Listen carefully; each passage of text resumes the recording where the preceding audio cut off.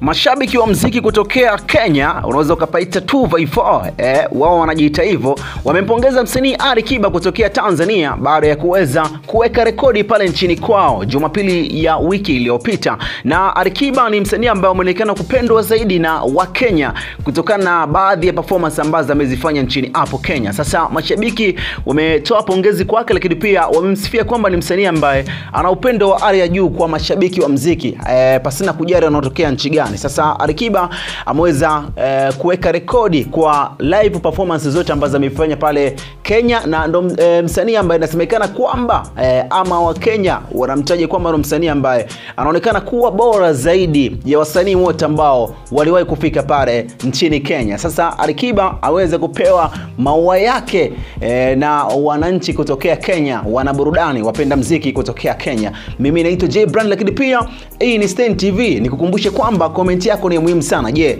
Alikiba anastahili kuwa msanii wa kwanza kutokana na baadhi ya maoni ya mashabiki kutokea Kenya? Comment yako